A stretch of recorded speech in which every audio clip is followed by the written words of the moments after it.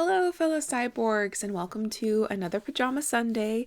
Thank you very much for all of your kind support and congratulations in the comment section of my last Pajama Sunday. That was a really lovely response. I really appreciated it, and I'm glad that a lot of you seem to be excited about the Pajama Sundays that'll be happening for a while. Today, I wanted to talk about books, which is, really unusual for this channel. I wanted to talk to you about one book that I just finished, one book that I'm currently reading, and the buddy reads that I'm hoping to do in the month of April. This is the book that I just finished, which is in Everyman's Pocket Classics Cat Stories, which is edited, I believe, by Diana Secker Tesdall. So I gave this 2 out of 5 stars, which you would have seen on Goodreads. I have decided that anthologies of short stories, which is a collection of short stories from different authors, rarely work for me. I find that oftentimes when I read an anthology, most stories are meh, and there may be one that I really like, and there's definitely always one that I really don't like.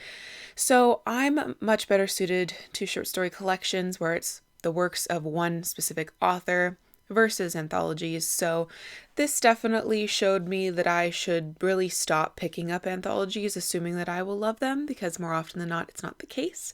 In this case, I also made the mistake of confusing the idea of cat stories with the idea of stories for cat lovers, which are two obviously distinct things. It seems like what I actually wanted from this was a chicken soup for the cat lover soul book, so I should probably just go out and find that rather than have read this. So in here there are like 20, I think there are 19 stories, and the bulk of them got 2 stars from me, especially toward the end because I was just not enamored anymore.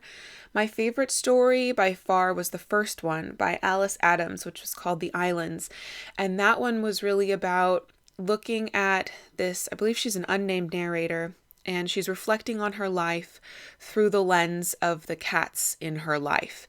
And so it's about cats, it's about loving cats, it's about cats being a part of your life, growing with them, but it's also about relationships and just your life as a human separate from your pets. So that had the feeling that I really was expecting from all of these stories, but I didn't get from all of these stories. Some of the stories that I liked the least were I See You, Bianca by Maeve Brennan, which seemed to be more concerned with depicting life in New York City than depicting life with a cat. Another I really didn't enjoy was Broomsticks by Walter de la Mare. This was a psychological horror thriller that taps into the trope of a cat being a witch's familiar and being a purport of evil. I don't know if I used the right word, but my brain wasn't working. And I think that this is just a really harmful concept. And I think that the more we propagate the idea that cats are, the pets of evildoers and black cats are bad luck, the more cats are undervalued, the more cats are unnecessarily euthanized in shelters, and it's just bad, bad, bad. Another one of my least favorites was Ancient Sorceries by Algernon Blackwood. This was a really long story that just took forever to get where it was supposed to go, and I thought that it was also kind of spoilery that it was included in a collection of cat stories, because for the first 85% of this story there really aren't cats in it. So any surprise that the story would have brought into it was diminished by it being in a collection of cat stories. The last one I didn't like was the last one in this collection, which was Cat and Mouse by Stephen Millhauser.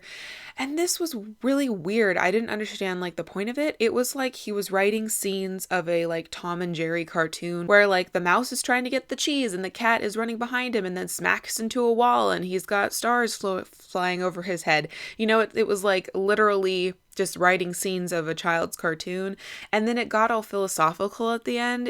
I don't know what was the point. I was kind of okay, I didn't get it. So yeah, those were the main highlights where I had deep feelings about the stories. The rest of them were either 2 or 3 stars, so I either was meh, I liked it, or meh, it was okay.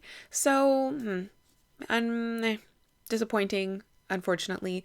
One good thing I'll say about this, though, is that I really enjoyed the Everyman Pocket Classics, how it was to read them. I really didn't like the bookmark tassel, but a lot of people like them. However, it's a small hardback with a fairly easy to bend spine, which was really nice, and the pages were really thick and well produced. So this is a really well done object, but unfortunately I didn't like the content as much as I was hoping.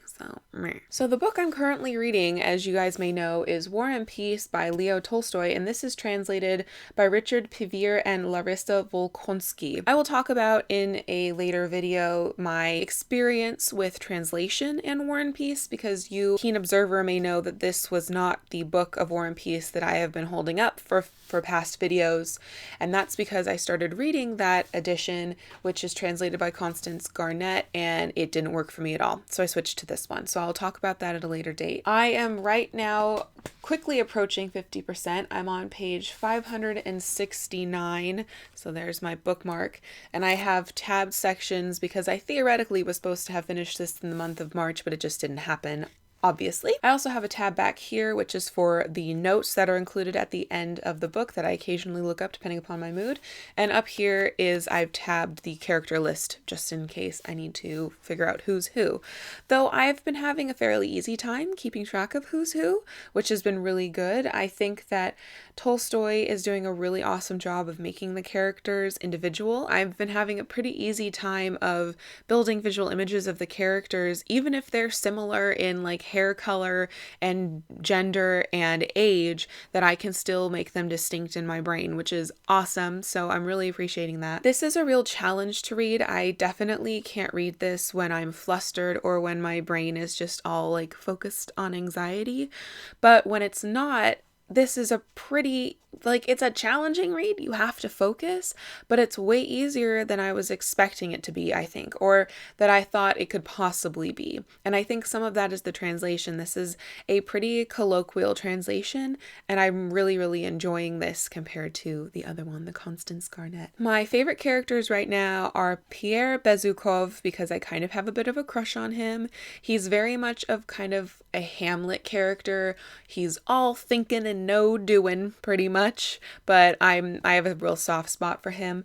I also really, really like Maria Bolkonsky, because she seems kind of like a kindred spirit a little bit. She's kind of a Jane Eyre sort of character, but less passionate. She's in a tough family environment.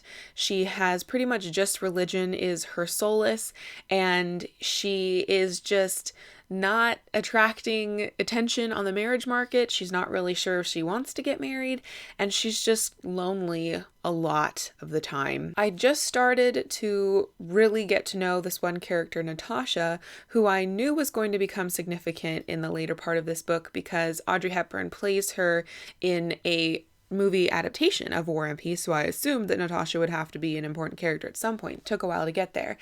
And I don't know what I really think about Natasha. She's a very different sort of person than I am, and she seems to be passionate in like the worst way possible. Passionate people can at times be really easily swayed with their emotions. They can be really mercurial. They can be a little selfish because they're so wrapped up in their own emotions, and they can be a bit irresponsible because they just can't control themselves because their emotions are just so high up there and so variable.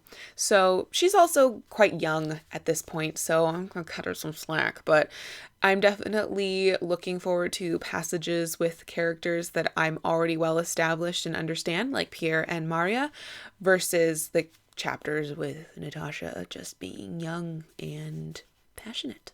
So yes, that is my quick update of my currently reading for War and Peace.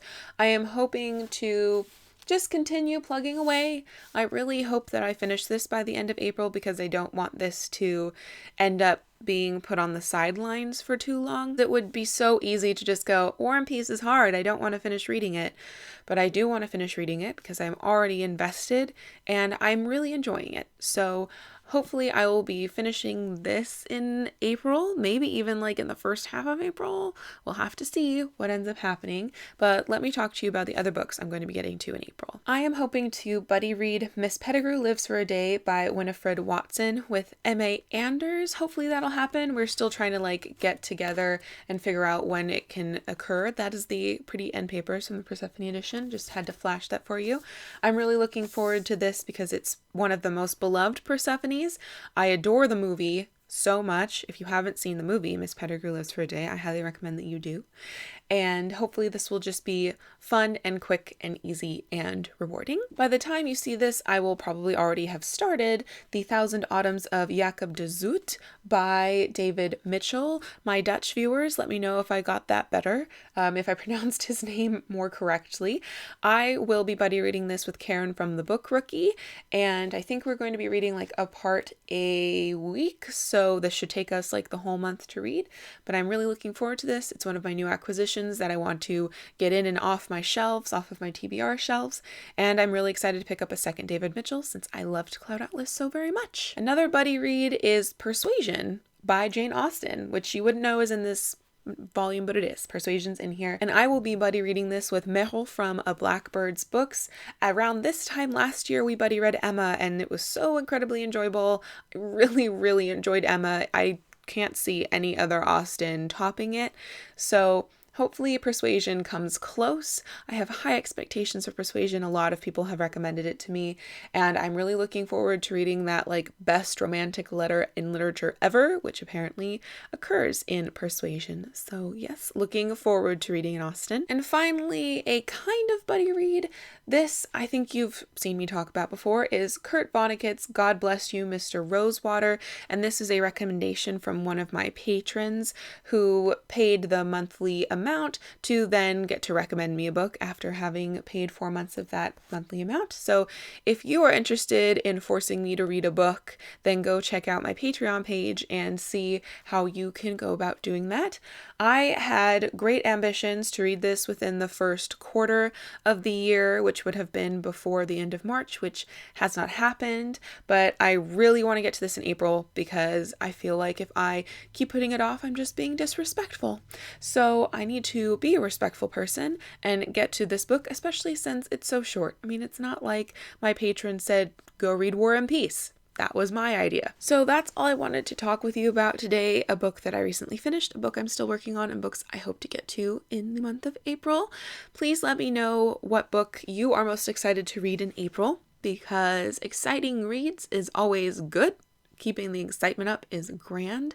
I hope that you are having a lovely week and that your weekend has so far treated you very gently. Thank you for watching, and thank you to my patrons as always. And until next time, continue to be lovely.